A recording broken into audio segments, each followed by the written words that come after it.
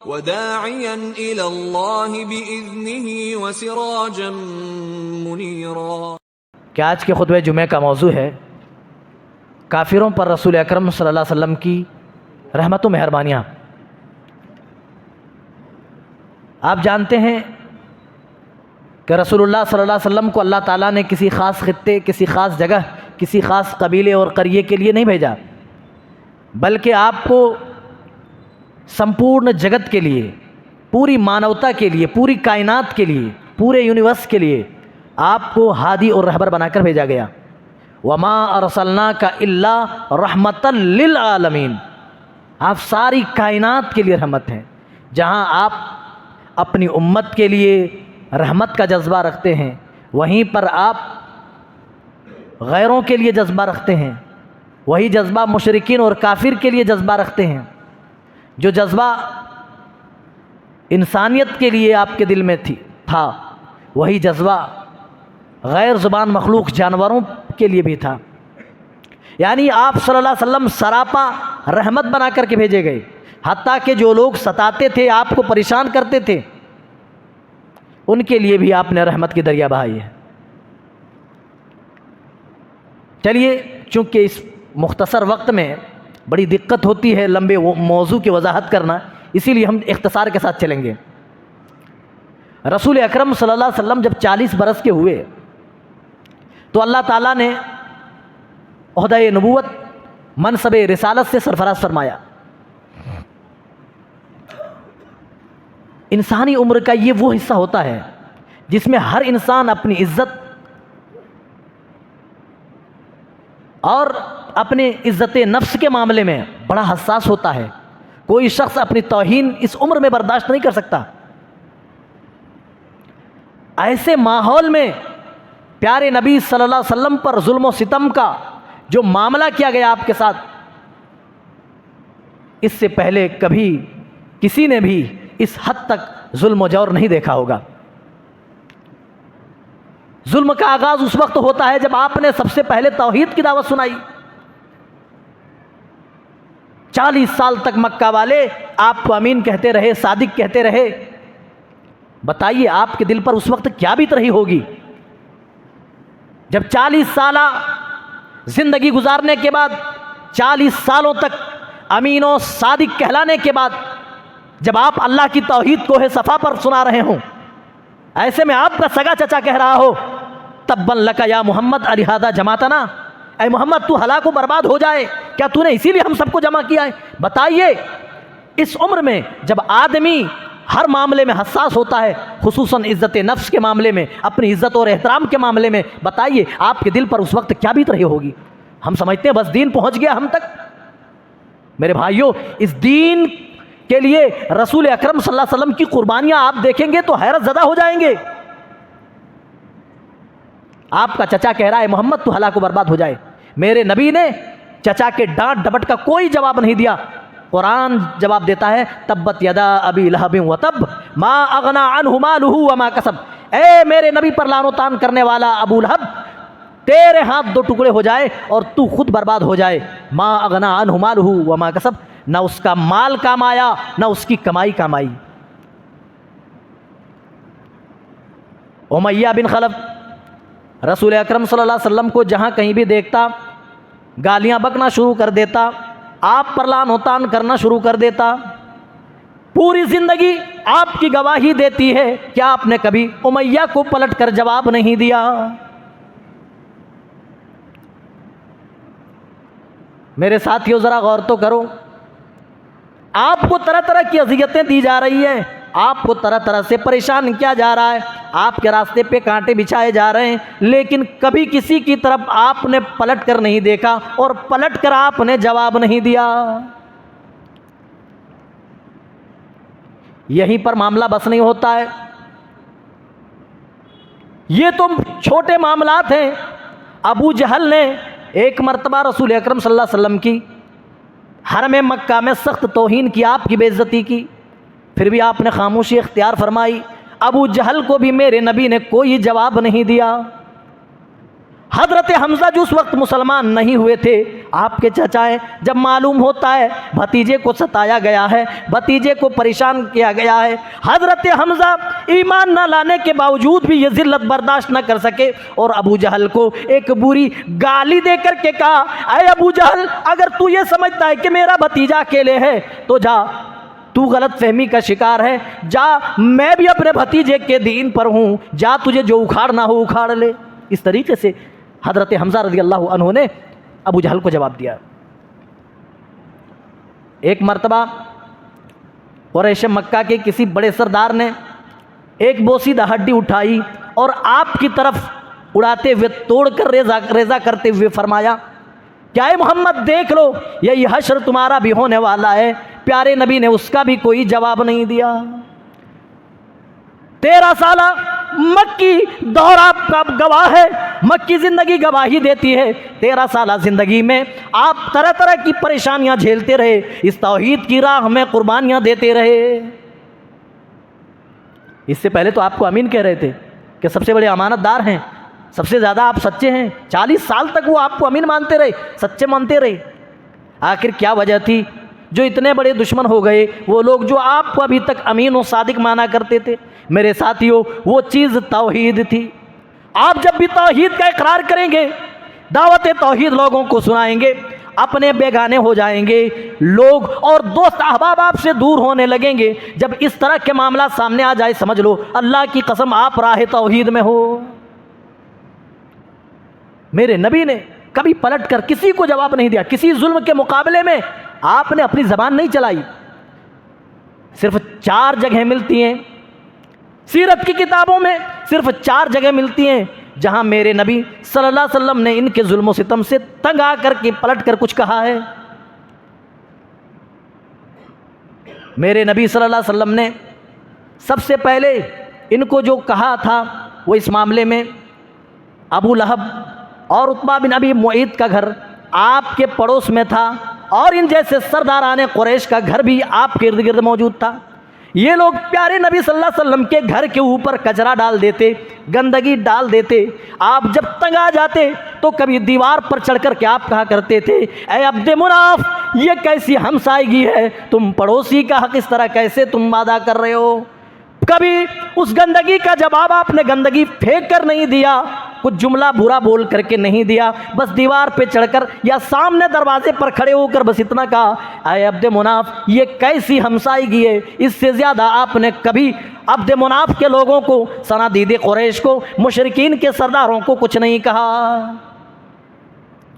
ایک مرتبہ مشرکین کے تمام سرداروں نے مشورہ کر کے کہ پیارے نبی جب سجدے میں جائیں آپ کے اوپر اونٹ کی اوجھڑی ڈال دی جائے۔ آپ سجدے میں جاتے ہیں، مشورے کے مطابق پری پلان یہ لوگ آپ کے اوپر اونٹ کی اوجھڑی ڈال دیتے ہیں، آپ کو اتنا بھاری محسوس ہو رہا ہے، آپ سر اپنا سجدے سے نہیں اٹھا پا رہے ہیں۔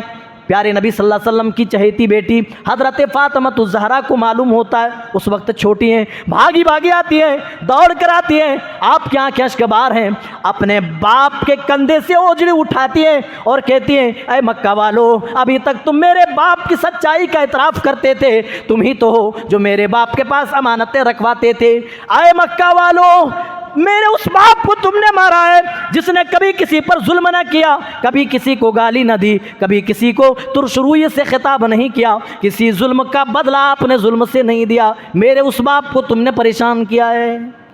پیارے نبی صلی اللہ علیہ وسلم اس وقت اس قدر غمزدہ اور پریشان تھے، اس وقت آپ کی زبان سے ایک کلمہ نکلتا ہے، اللہم علیک بقریش، اے اللہ تو ابو جہل سے نپٹ لے، اے اللہ تو ابو لہب سے نپٹ لے، اے اللہ تو عتبہ سے نپٹ لے، اے اللہ تو شیبہ سے نپٹ لے، اے اللہ تو ولید بن مغیرہ کو دیکھ لے، اللہم علیک بقریش، اے اللہ ان صنادید قریش کا معاملہ تو حل فرما دے، اے اللہ تو اپنی طرف سے دفاع فرما، اے اللہ ان کو تو دیکھ لے، اے اللہ ان کے لیے تو کافی ہو جا، اللہم علیک بقریش۔ بس ایک چھوٹا جملہ کا، نہ اس میں گالی ہے، نہ لعن و طعن ہے، نہ ملامت ہے، بس آپ کا دل دکھا اور دل دکھنے کے باعث آپ نے یہ الفاظ کہا، اللہم علیک بقریش۔ ایک مرتبہ ابو لہب کا بیٹا عتبہ غصے میں آیا اور رسول اکرم صلی اللہ علیہ وسلم کا گریبان پکڑا آپ کا کرتا پھاڑ دیا۔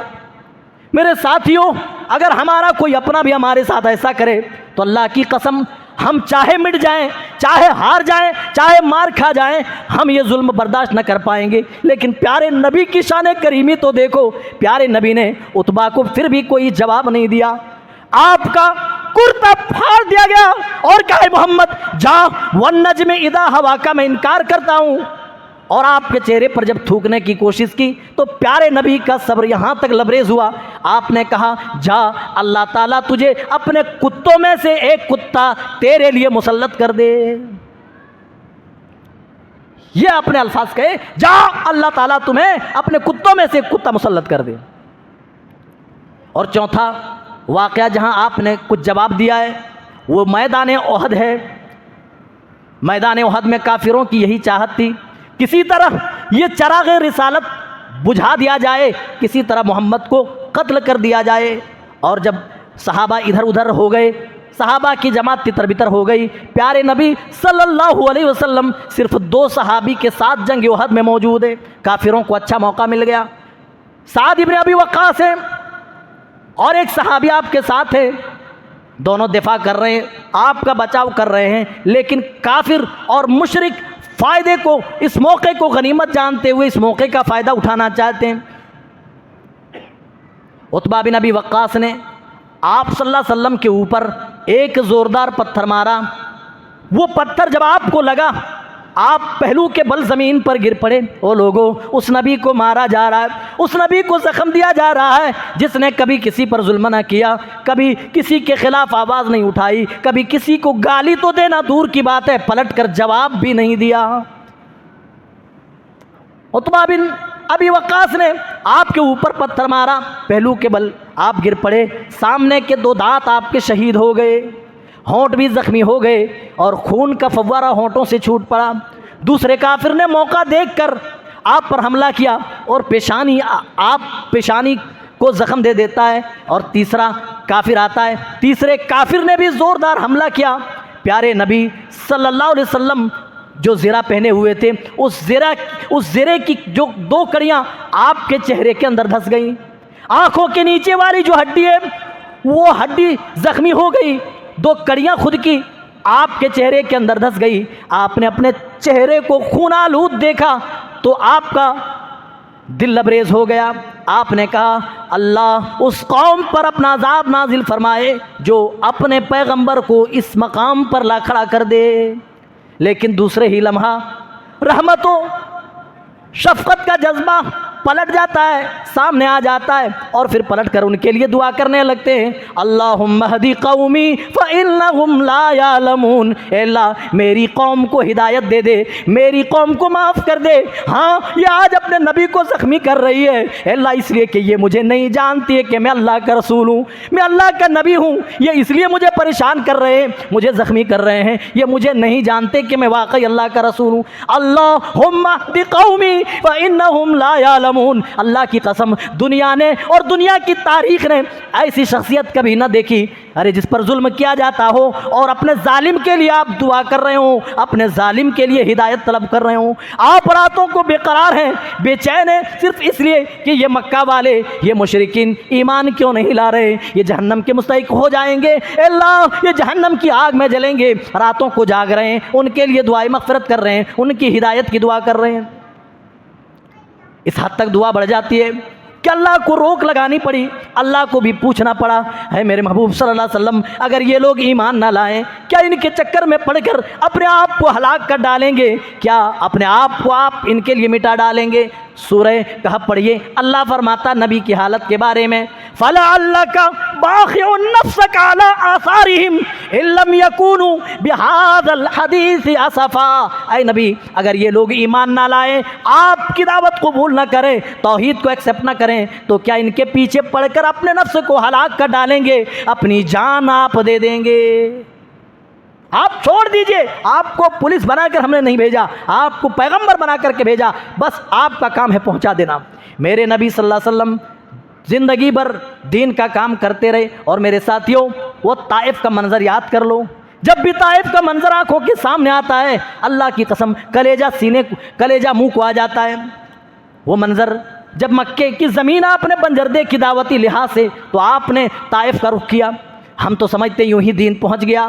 آج دین کی بے حرمتی کر رہے ہیں, آج ہم دین سے دور ہیں. وہ لوگوں, آج دوسرے لوگ دین کے اوپر ریسرچ کر کر کے دین قبول کر رہے ہیں, توحید کے لیے اپنی جانیں قربان کر رہے ہیں, اور ہم ہیں کہ ہمیں بپوتی میں یہ دین ملا, اس کے باوجود بھی اس دین کی قدر کرنے کی ہمیں توفیق نہ ملی.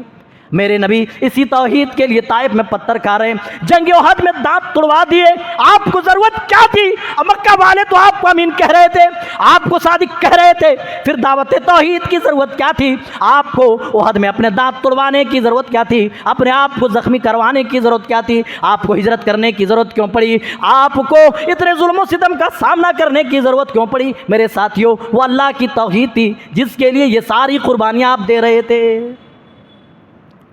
ایک ہفتے تک طائف کے لوگوں کو آپ نے دعوت دیا, کوئی ایک بھی نہ تھا جو آپ کی دعوت کو قبول کرے. الٹا وہ مشرکین کہنے لگے, وہ سرداران کہنے لگے, اے محمد یہ تو بڑی عجیب بات ہے, اگر اللہ کو نبی بنانا ہوا تو تمہیں بنا دیا, ہمیں نہ بنا کر. ہمارے پاس مال و منال ہیں, ہم عزت دار ہیں, ہم بڑے لوگ ہیں, ہم سرداران ہیں, ہمیں نہ بنا کر اللہ نے تمہیں نبی بنا دیا, یہ تو بڑی عجیب بات ہے.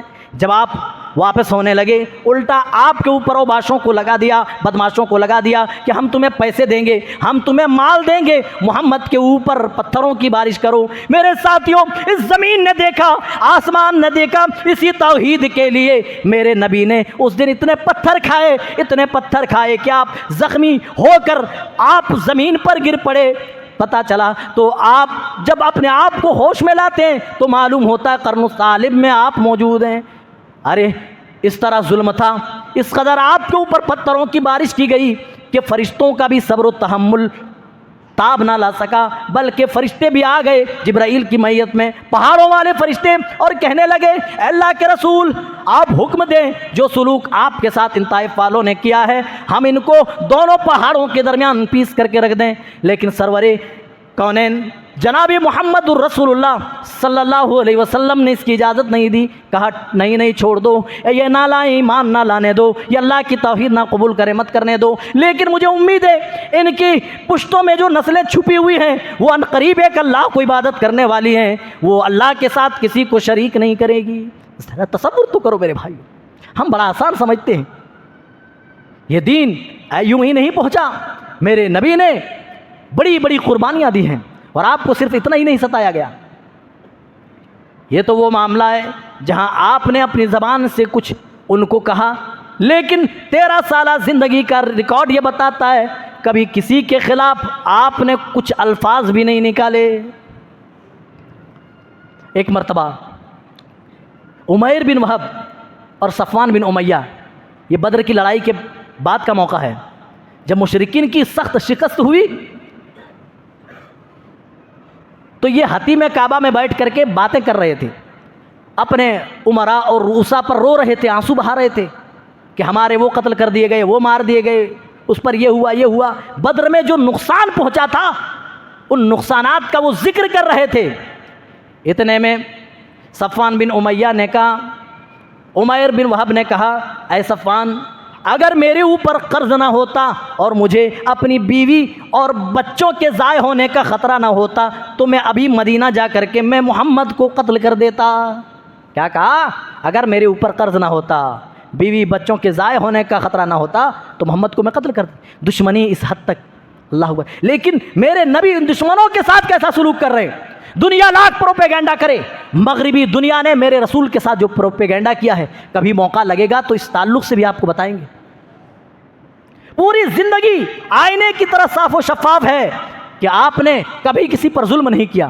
حتیٰ ظلم تو چھوڑو, جو لوگ آپ پر ظلم کر رہے تھے ان کو بھی آپ نے معاف کیا, ان کے ساتھ بھی عفو درگزر کا معاملہ کیا. اس کے باوجود بھی میرے نبی کے ساتھ مغربی میڈیا نے اور مغربی ممالک اور مغربی رؤسا نے جو سلوک کیا ہے, اللہ کی قسم وہ معاف کرنے کے لائق نہیں ہے.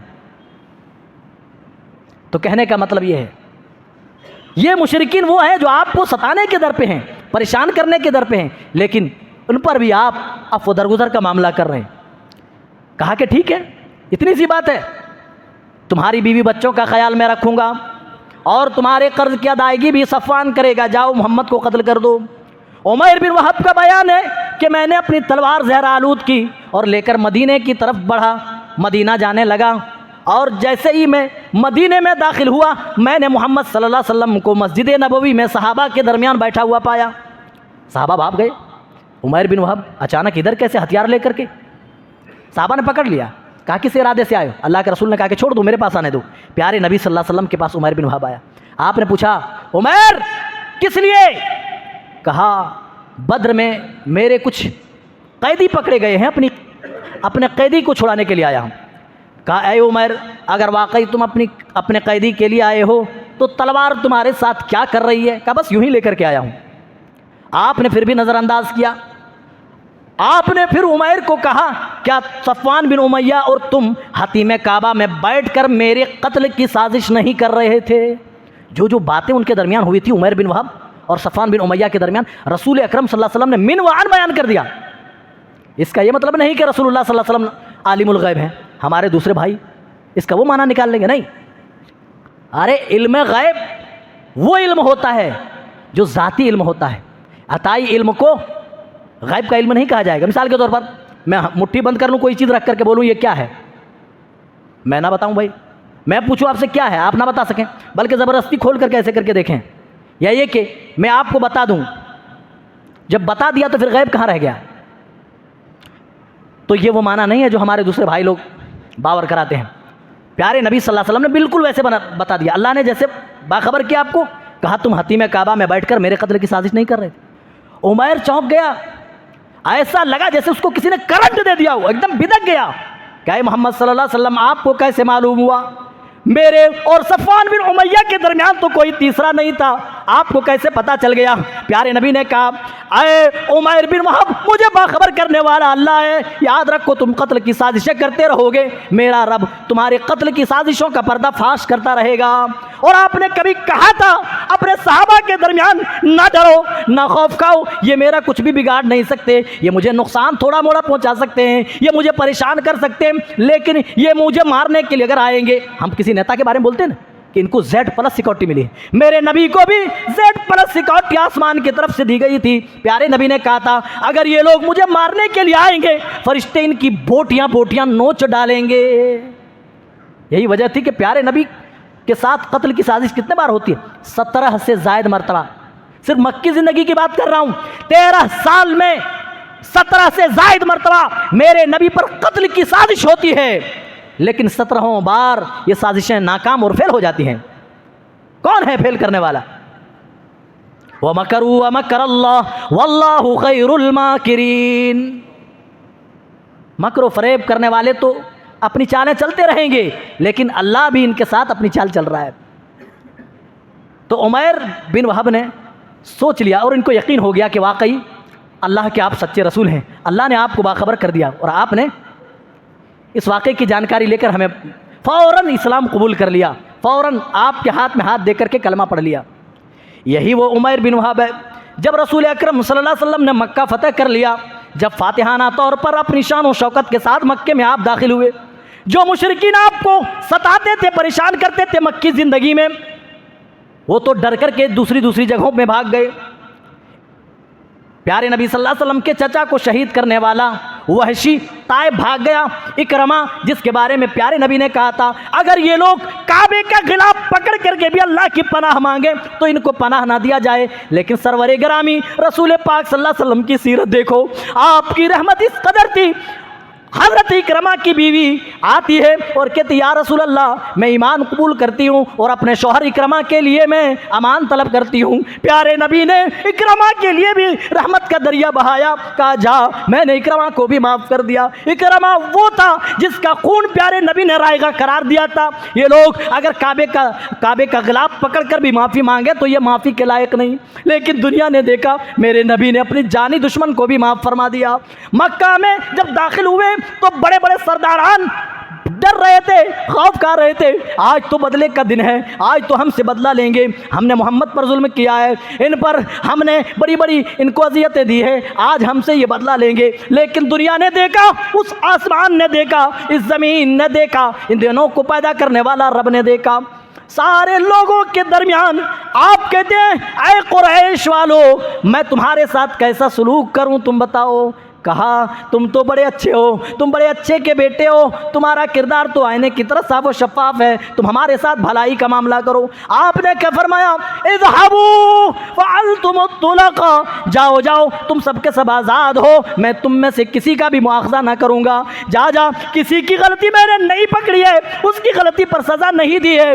آپ مکے پر تصرف رکھتے ہیں, اپنا کنٹرول رکھتے ہیں, آپ چاہتے تو ایک ایک سے بدلہ لے سکتے تھے, لیکن دنیا نے دیکھا پیارے نبی نے اس کے باوجود بھی سب کو معاف کر دیا. کہا جاؤ جاؤ تم سب کے سب آزاد ہو. جو کعبے میں داخل ہو گیا وہ آزاد ہے, جو ہتھیار ڈال دے وہ محفوظ ہے, وہ قتل نہ کیا جائے گا. جو ابو سفیان کے گھر داخل ہو جائے وہ محفوظ ہے, جو حکیم بن حزام کے گھر داخل ہو جائے وہ بھی محفوظ ہے. کسی کے ساتھ آج ظلم و زیادتی نہیں ہوگی. میرے ساتھیو, یہی عمیر بن وہب اللہ کے رسول کے پاس فتح مکہ کے بعد آتے ہیں اور کہتے ہیں اللہ کے رسول آپ کے ڈر سے میرا دوست جس کے ساتھ صفوان بن امیہ کے ساتھ آپ کی قتل کی سازش کی تھی, کہا وہ بھاگ گیا ہے. اے اللہ کے رسول میں ان کے لیے امان طلب کرتا ہوں, آپ ان کے لیے بھی امان دے دیجئے. پیارے نبی نے امان دے دیا, لیکن عمیر کہنے لگا اللہ کی قسم اے میرے نبی وہ تو کبھی بھی یقین نہ کرے گا مجھ پر کہ آپ نے اتنے بڑے جانی دشمن کو معاف کر دیا ہے. آپ کوئی نشانی دے دیں. آپ نے بطور نشانی اپنی پگڑی اٹھائی اور عمیر کو دے دیا. اے عمیر جا اپنے دوست صفوان کو دے دینا اور کہہ دینا ہاں اے صفوان اے محمد کے جانی دشمن جا تجھے بھی محمد صلی اللہ علیہ وسلم نے عفو درگزر کر دیا ہے. میرے نبی کے چچا کو شہید کر دینے والا بے دردی سے وہ وحشی آتا ہے, اچانک چھپ کر کے آتا ہے اور بے خبری کے عالم میں لوگوں کے درمیان سے اچانک بآواز بلند وہ کلمہ شہادت کا اقرار کرتا ہے, اشہد ان لا الہ الا اللہ واشہد ان محمدن عبدہ ورسولہ. کلمہ شہادت کا اقرار کرتا ہے. پیارے نبی نے پوچھا وحشی ہو؟ کہا اللہ کے رسول. کہا کیا تم نے ہی میرے چچا کو بے دردی سے قتل کیا تھا؟ کہا اللہ کے رسول میں ہی وہ بدقسمت انسان ہوں, آپ کے چچا کو میں نے ہی قتل کیا تھا. آپ نے پوری تفصیل پوچھی, وحشی بتاتا رہا, پیارے نبی سنتے رہے, آپ آنسو بہاتے رہے اور کہا اے وحشی تیرا اسلام قبول ہے جو میں نے تجھے بھی معاف کیا, لیکن اے وحشی بس اتنی گزارش ہے کبھی بھی میری آنکھوں کے سامنے نہ آنا, کیونکہ جب بھی میں تجھے دیکھتا ہوں میرے چچا کی کٹی پھٹی لاش مجھے نظر آتی ہے. میرے بھائیوں اس ضمن میں بہت ساری باتیں ہیں اور مغربی میڈیا نے اور ان کفار اور ظالموں نے میرے نبی کے اخلاق اور کردار کے ساتھ جو سلوک کیا, آج اس سلوک میں ہم بھی شامل ہیں. کیا ہمارے اندر اتنی طاقت نہ تھی کہ پیارے نبی صلی اللہ علیہ وسلم کے صحیح کیریکٹر کو, صحیح چرتر کو, صحیح سیرت کو غیر مسلموں تک پہنچاتے؟ ان کو بھائی جرت ہوتی کہ آپ کو آتنکواد کہتے؟ ان کو جرت ہوتی کہ میرے نبی کو ٹیررسٹ کہتے, بم بنانے والا یا آتنکواد کہتے؟ یہ ہماری بھی غلطی ہے, جہاں ان مغربی میڈیا کی غلطی ہے کہیں نہ کہیں ہم بھی اس غلطی میں شامل ہیں. ابھی حال ہی میں ساؤتھی کی ایک ایکٹریس تھی 2-4 سال پہلے, جب اسلام کا مطالعہ کیا, قرآن کا مطالعہ کیا, اسلام قبول کیا تو مسلمانوں پر سخت لہجے میں کہا, مسلمانوں پر برہم ہو کر کے برجستہ کہا کہ مسلمان قوم قرآن کو بپوتی سمجھتی ہے. اگر اس نے اب تک قرآن کو سامنے رکھ دیا ہوتا, محمد رسول اللہ کے چرتر کو لوگوں کے سامنے اگر اجاگر کیا ہوتا, اللہ کی قسم وہ عورت, وہ ایکٹریس کہتی ہے کہ آدھی دنیا تو خود بخود مسلمان ہو جاتی آپ کے چرتر سے, آپ کے کیریکٹر اور آپ کے اخلاق حسنہ کی وجہ سے. ایسے ہی اللہ نے وَإِنَّكَ لَعَلَىٰ خُلُقٍ عَظِيمٍ نہیں کہہ دیا کہ آپ اخلاق عظیمہ کے مرتبے پر فائز ہیں. بھائی اخلاق کے مراتب ہیں اور جو سب سے اعلیٰ مرتبہ ہے اس پر پیارے نبی کو کہا گیا کہ آپ فائز ہیں. باتیں اس ضمن میں بہت ہیں, اگر ضرورت پڑی تو اس کا دوسرا پارٹ آپ کے سامنے لائیں گے. اللہ تعالی ہم تمام کو صحیح سمجھ عطا فرمائے. ہمیں دین کے تئیں جو قربانیاں میرے نبی اور میرے نبی کے صحابہ نے دیے ہمیں سمجھنے کی توفیق عطا فرما. اللہ اپنے رسول کا دین دوسروں تک پہنچانے کی توفیق دے, سمجھنے کی ہمیں خود توفیق دے. اے اللہ اس راستے میں جو بھی قربانیاں, جو بھی پریشانیاں آئے, اللہ ان پریشانیوں کو جھیلنے کی توفیق دے. اے اللہ اپنے نبی کے اخلاق اور کیریکٹر سے دوسروں کو باخبر کرنے کی ہمیں توفیق دے. آمین تقبل یا رب العالمین. بارک اللہ لنا ولکم فی القرآن العظیم ونفعنا وإیاکم بالآیات والذکر الحکیم. انہ تعالی